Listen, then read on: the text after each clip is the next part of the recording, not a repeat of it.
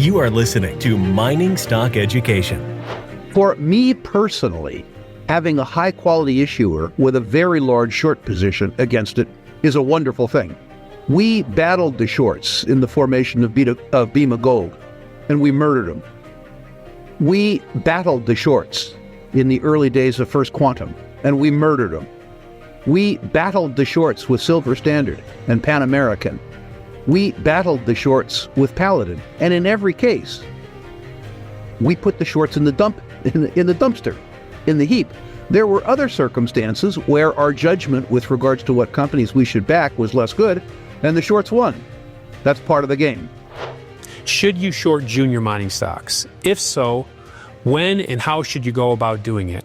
Is the inherent risk worth the potential reward? When should you never short a junior miner? If you want to make money on the long side of a trade, what would be the ideal setup to facilitate a short squeeze and burn the shorts?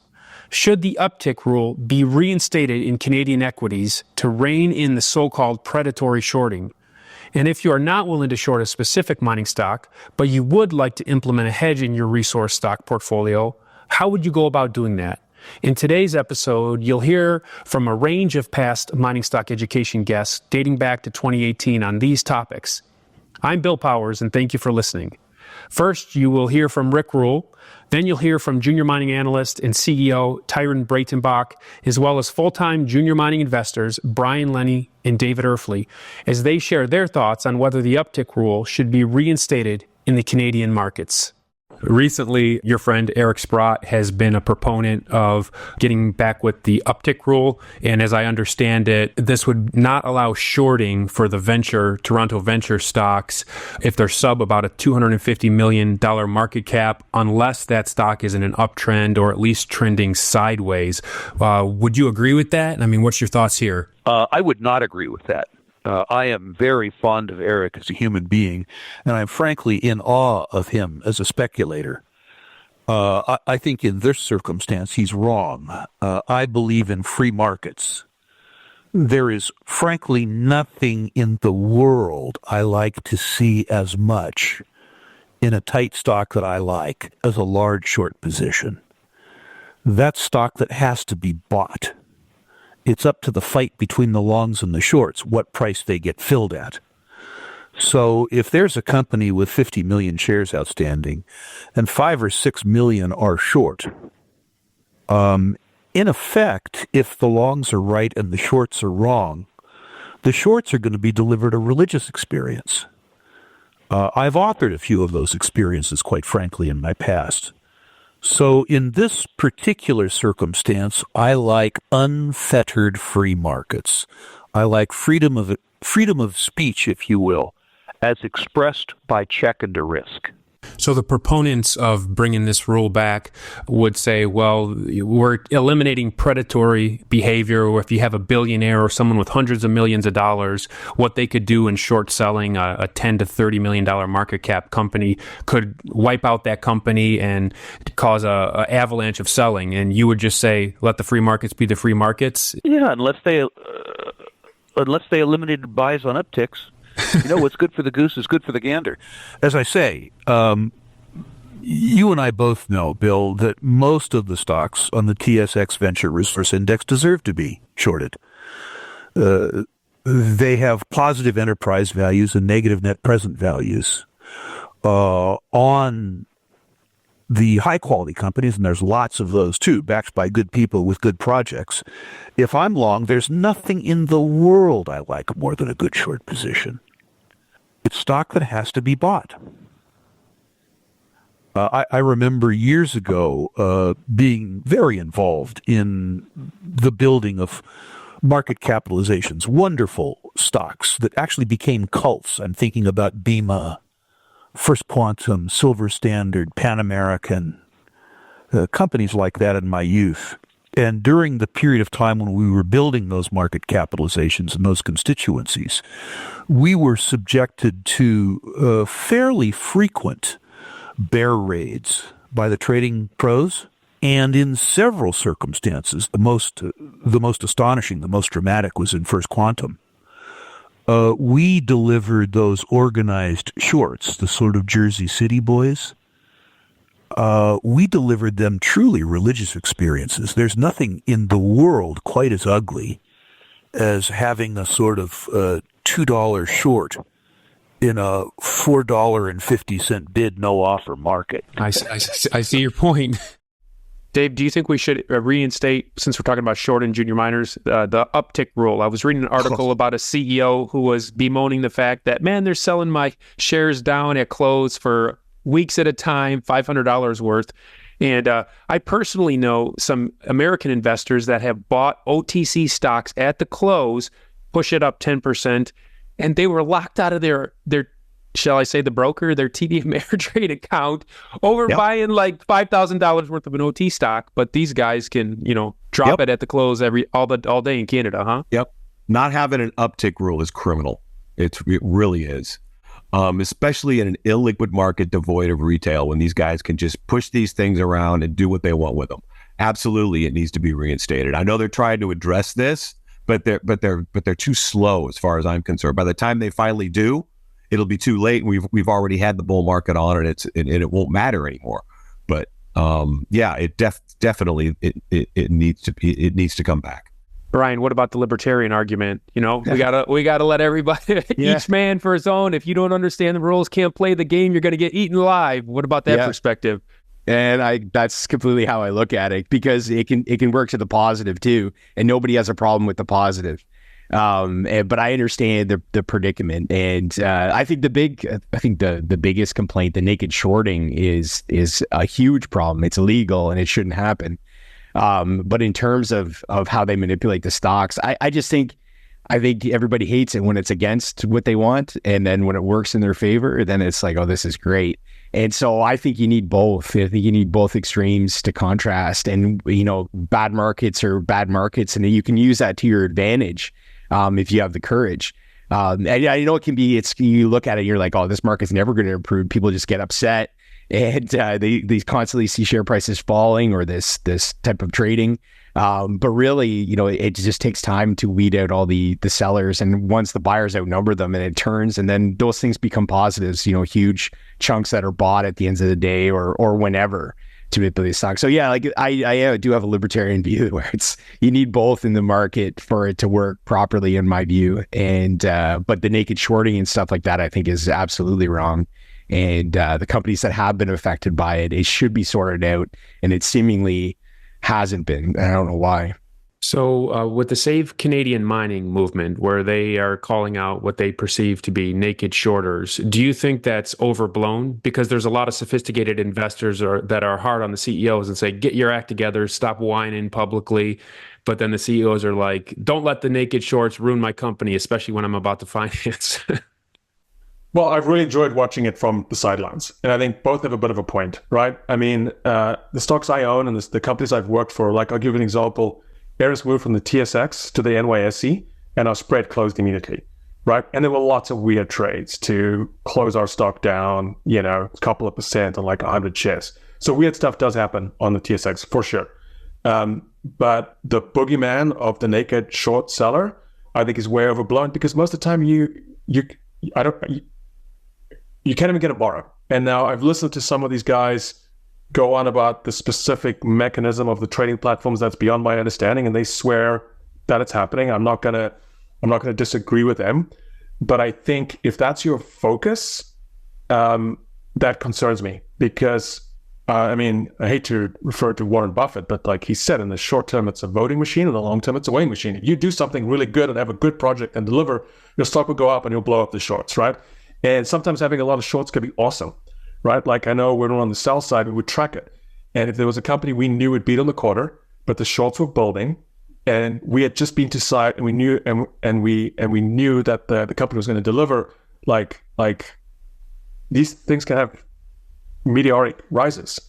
The other situation I think of a lot is Detour Gold, back when they were just bringing the mine on production. And you were an employee back then too. Yeah, well, I was employed in the early days, and then moved to the sell side. And everyone would ask me about the stock because I spent many years at the company and helped put the resource model together. So I knew the deposit really well, right? But they were just finishing off the build, and everyone was shorting the stock because they did have some debt. The gold price wasn't doing well. And then in 2016 we had these currency wars, gold ripped. All of a sudden, Detour was printing money, right? Everyone was short. They thought a deal was coming. The company didn't put up a deal and just squeezed the shorts. I think the stock like doubled in a very short period of time. Right? Did you and Gerald do that on purpose? Was that intentional, the squeeze? Oh yeah, no. The management team, when every investment bank in Canada is calling you every 5 seconds, offering you a no warrant bought deal, you've got some good cards. And so they were always going to do a deal, but they just waited and waited and waited, and they controlled the book, right? Like they made sure that no hedge fund got a full, and they gave it to guys who were long only. And then the hedge funds had to come in and buy the stock and juice it up even further, right? So that's why shorting is dangerous. Like I said, I think if you're going to short something, you need to watch your position like a hawk. You need to be fanatic. You can make a lot of money, but you need to really, like the guy who shorted Allied, I don't want to say his name, what he told me is he does 10 times as much research on a short bet as he does on a long bet. Because if it's a long bet, you can always just sell it and move on. But, when you're short, like... Infinite losses. And infinite losses, yeah. Now listen to Rick Rule share the ideal junior mining short setup that he looks for in order to facilitate a short squeeze to destroy the shorts. So now I've got a situational question for you. So you've completed extensive due diligence on a company to the best of your ability. Right. You understand the investment thesis and you decide to buy. On the horizon are some major catalysts like a resource update or an economic study. Things are going well, but about a month from the expected release of the news, a large short position opens. In your experience, what is the best course of action in a situation like this? I love circumstances where the shorts are against me. That's like at 68 better than sex. A big short position is a big buy ticket. And if you're right and they're wrong, they have to buy higher. There's an old poem, Brian, from before your time that described shorts. He who sells what isn't his'n, got to buy it back or go to prison. There is, we had, I'm not going to say engineered, but I'm going to say facilitated short traps in Silver Standard, Pan American, BEMA, First Quantum, the circumstances where we were backing good entrepreneurs with good assets in bad markets. And in those days, the pros saw a long uptick and they'd short it. Some legitimate brokerage houses would short stocks when they had too much on their books on margin as a natural hedge. And when we saw circumstances, as we did certainly in Silver Standard or Pan American, where 10 or 15% of the stock on issue was short, but where the float was only 50% of the stock on issue because the control blocks were very, very, very firm, what that meant was, assuming that the news that came out was steady and positive, the shorts had no prayer of covering at market. And honestly, we delivered some absolutely religious experiences to people who were short high quality companies in bad markets. I remember on a couple occasions seeing very large short positions in companies that we had a lot of faith in and explaining the nature of the short position to high quality commentators, say a Doug Casey, and saying, Doug, there's two things happening here. One has to do with the fact that the company is selling for less than it's worth. There's a series of unanswered questions that the company is funded to answer. But more particularly, the short position requires 70 or 80 days of normal trading to cover. If you continued with the circumstance that allowed the short syndicates to get themselves, in other words, if you gave them even more rope to hang themselves, and they greedily took it, when you sprung the trap, a stock that should normally have gone from $1.50 to $3 could go from $1.50 to $7. And I experienced this on, in that part of my career in the 80s and early 90s. numerous occasions. There is nothing I like more than a good short position against a company that I really like. Were you making money off of GME and AMC then with everybody else when they saw that short squeeze possibility? No, because I didn't understand those businesses. There's a qualitative difference between me squeezing shorts in Pan American Silver, run by somebody I've known my whole life, and AMC or GameStop. I don't know enough to know whether the shorts are right or wrong. I don't have an opinion in those kinds of stocks. But in stocks where I consider myself to be perhaps the best informed outsider in the world, then, I like asymmetric fights. Being as old as I am, I want a circumstance where you're I the can be the referee bully. and the boxer, or what? Yeah, absolutely. I don't believe in fair fights in markets. And the idea where there's a financial syndicate that's lined up against me because they know that the median value proposition in the juniors is lousy. But I also know that I'm involved in a 1 in 1,000 company. That's just spectacular. A 10 million share short position is a $10 million share buy ticket. It's up to the market whether that buy ticket gets filled higher or lower. Next, fund manager Warren Irwin of Rossau Asset Management explains why you should never short a high-quality deposit. Then precious metals fund manager Dave Kranzler reveals why he never shorts specific junior miners. And Tyron Breitenbach explains some of the challenges and risks associated with shorting junior miners. And say whether you're shorting next gen, because I can already hear in my head objections. Well, Warren now has gone short on next gen if he's talking like this publicly. No, I'm not involved in next gen at all. And the reason I would never short next gen is because the deposit is too good. It's a very top quality deposit in a great jurisdiction. There is a lot of speculative money in it. That would be a negative, but you never know where these guys could jam this spot market up. Who knows? Make to jam it to 150 and next gen will go to $15-20. Who knows? So I don't think next gen's a short in here, frankly. I think in a few years' time, if this uranium rally doesn't continue to rock and roll, I think a lot of the fast money in next gen will leave it. And if the price of uranium starts to come off a bit, I think there'll be some selling. But are you going to make big money on something? No. I like terminal shorts, meaning stocks that go to zero, right? That's why I like shorting Bre-X, because Bre-X went to zero. Next gen is going to keep going, right? So there's that. And, whether next gen's worth $10, $20, $30, $15, $5, who knows? And who knows where the price of uranium will be. All I know is I do have concerns when every project I know in the world is kind of economic at $90 and we're at $90. So that's usually not a good indication. So my next question relates to shorting mining stocks. What's your general perspective on shorting mining stocks, and how and when do you do that? And if you could share any examples, please. Sure.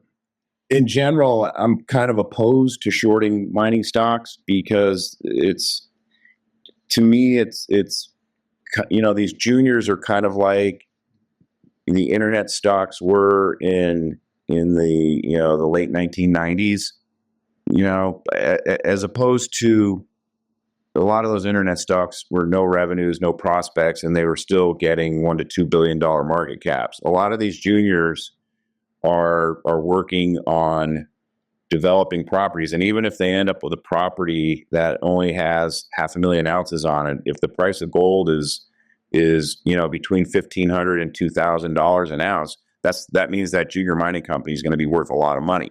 Now, right now, relative to that potential, these companies are trading at pennies on the dollar. So I don't think that's the type of story that you want to short, because it's a thinly traded market. These companies don't have a lot of share float outstanding. And, if you're short one of these stocks and all of a sudden the market takes off, you're going to feel like you got run over by a herd of elephants. So in general, I don't recommend shorting, especially individual names. Now, there has been over the last couple years, I have put some, avoid this name type ideas in the Mining Stock Journal. And I did it with MX Gold. And I'd have to look up the chart price, but it might have been like at 30 cents, and now I think it's under 10 cents. And as we were talking earlier, Bill, I did it with, I put Northern Dynasty in there. I said, just avoid it because this property is, in my opinion, it's never going to get developed. And Northern Dynasty was at, now I didn't recommend shorting it. I just said, avoid it. I said, if you're aggressive, you might want to short it. And that was at $1.38 when I recommended that. And now the stocks, I think it's closed at 47 cents on Friday. And then that Novo Resources, when that thing traded up over $6, I actually tried to borrow it for our fund and short it. And I couldn't get, our custodian that we use for our fund wouldn't let us short a 5-letter stock. So we weren't able to short it, but I did put in my mining stock journal, I advised my readers to avoid it. And then, the stock went from 6 to under 3, and I think it's probably back over 4 now.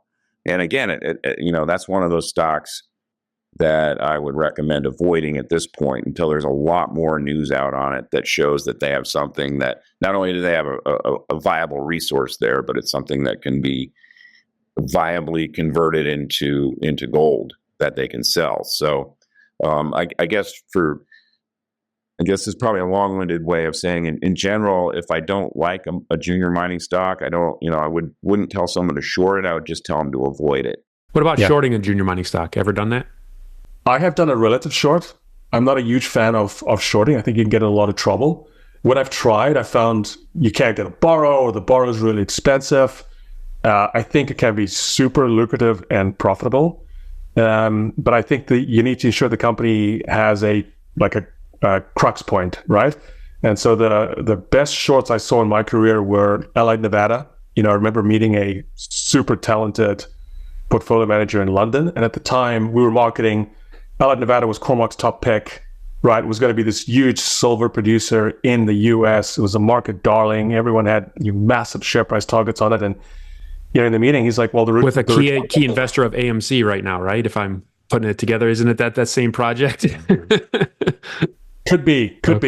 Yeah. Well, so there was Highcroft and one other. And then the movie theater bought a percentage of the company, that project right now. Correct. So they, I think, have some newfangled recovery technology that they think is going to get the silver out.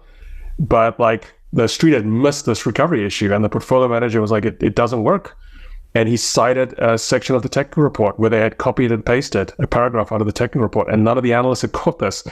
And they had a bunch of debt and they needed to refinance, and that was the pinch point. And the problem with the short is once you put the short on, it almost becomes like a war of information. So if the company's going to defend itself, a lot of people are going to own the stock, so they're going to hate you for putting on the short, and they're going to defend their position. And so it becomes like an information war. And I think it sucks up a lot of time.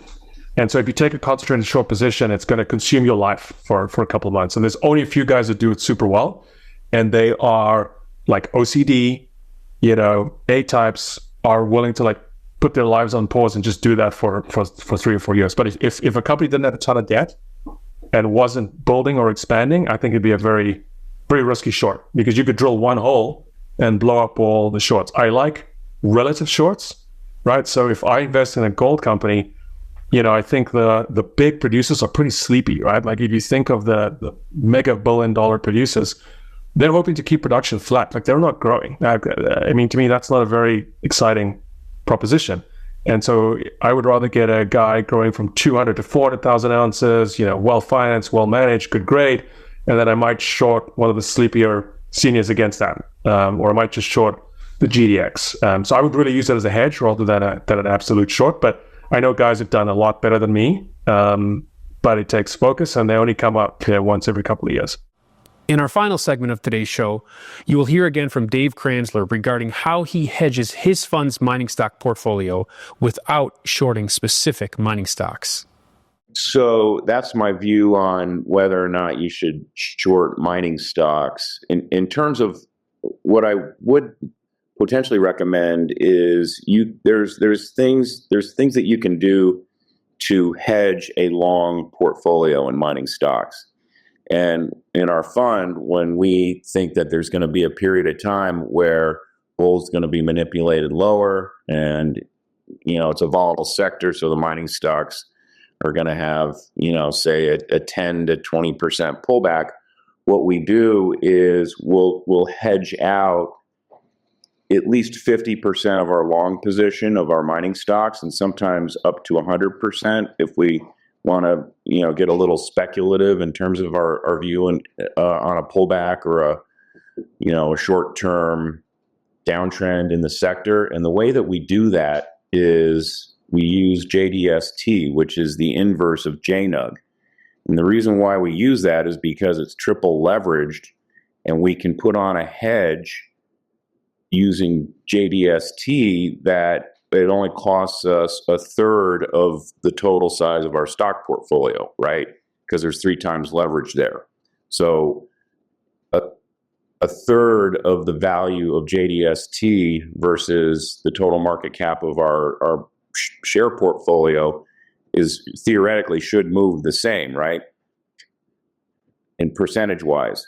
And we take it even further than that, because you can do it with putting up even less capital, and that's to use deep in the money calls that are near expiration. So as an example, JDST closed on Friday at 49.86. And if you take a look at the JDST 42 calls that expire next Friday, on Friday they went out, indicated 740 bid, 840 offered. So if you can buy those for $8 per option, you're essentially going long JDST with about 14 cents of premium, because you got the cost of the option plus the strike price is 50. JDST closed at 49.86, so there's 14 cents of premium in there, and that's just the cost of putting on a less capital intensive hedge than actually going out and buying the number of shares in JDST that we would need to use the hedge position.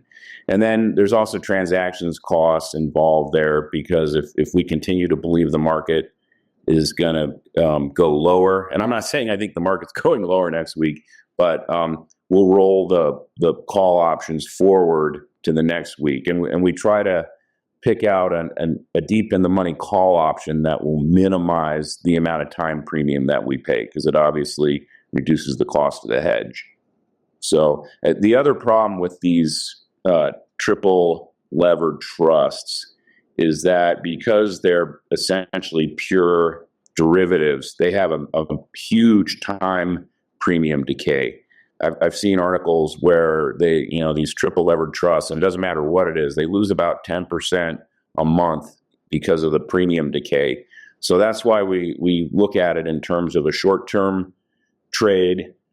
We use short-term calls, and our preference is to not go long the actual trust, because you're kind of, with that decay factor in there, you're kind of swimming upstream, and you need a big move in a short period of time to actually do well going long either of these trusts, whether it's JDST if you've got a bearish view or JNUG if you've got a bullish view.